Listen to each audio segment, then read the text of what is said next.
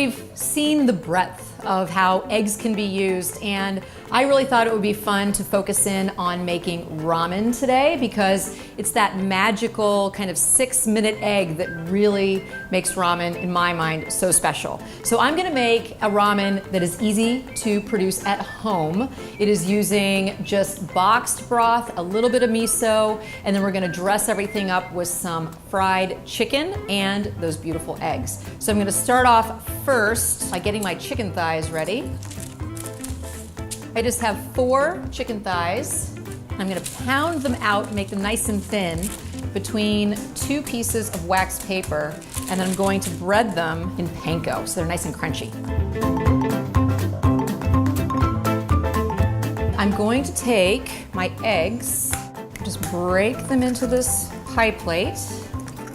I'm gonna season the eggs with just a tiny little bit of soy and add in just a touch of water.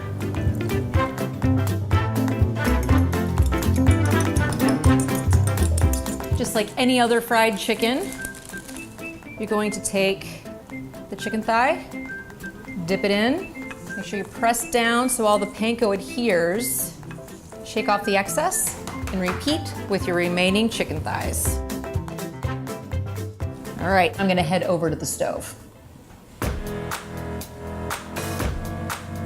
My chicken is right here, and I've been preheating my oil. It's just neutral oil. You can use pretty much any oil that you want that is appropriate for frying. I also have a pot of simmering water that is coming up to the boil, and I'm going to lower my eggs in before it actually fully boils. And I'm hitting the start button on my timer because these eggs need to cook for exactly 6 minutes. And you really are looking for that beautiful, silky, custardy yolk. That's what makes this particular way of cooking the egg just so amazing. So I'm letting that sit, bringing it up to the boil, and while I'm waiting for that, I'm gonna go ahead and start frying my chicken.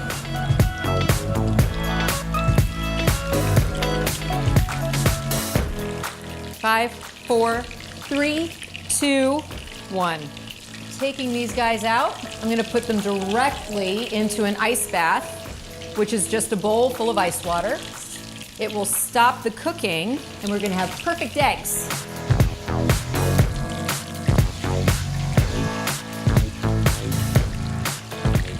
My chicken is nice and brown, it's all golden. So I'm gonna go ahead and move it over here to drain on this paper towel. And I'm gonna add my second batch of chicken to the oil, and I'm also gonna go ahead and boil my ramen noodles. Ramen is one of those dishes where there are a lot of different versions. People can be absolute purists about ramen, but when you look at all the different styles of ramen that come from Japan, you can see that just like any other kind of ubiquitous dish in different regions, people approach it in different ways. So feel free to play around with it. Even if it's not authentic, it will still be delicious.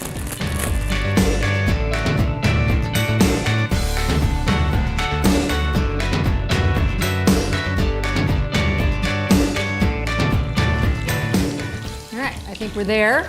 I'm gonna go ahead and drain these, and I'm just gonna hold them off to the side. They'll be added to the bowl when we finish up the broth.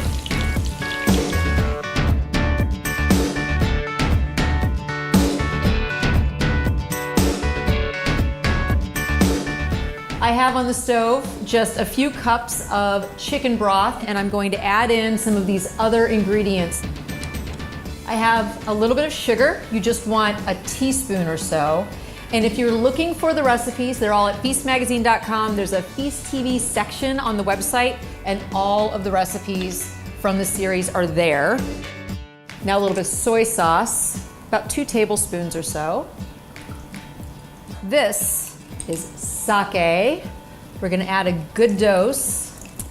And as I mentioned, I am making a miso ramen, and so this is miso paste. If you love Japanese cuisine, it's the kind of flavor that is very light and it's beautiful. It is really, really tasty.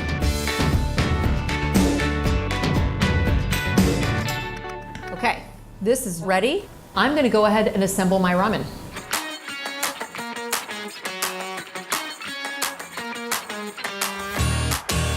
Taking some noodles, just putting them in the bottom of my bowl, and then I'm gonna ladle my broth on top.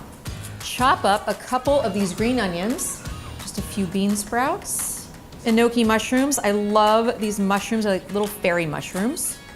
Beautiful. We're gonna get a little bit of chicken. This is my nori. It's just a sheet of seaweed.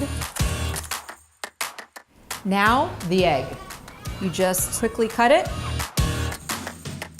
Oh, it's beautiful. Okay.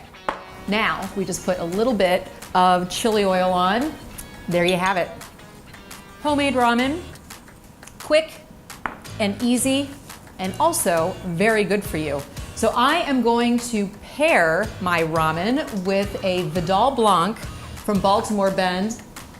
I chose Vidal Blanc because it's very fruity and it has a slight hint of sweetness, which is going to go really nicely with those kind of Japanese flavors. So I hope you enjoyed our examination of the incredible edible egg and that you're inspired to kind of play around with new uses for eggs at home. Cheers, and I will see you next time.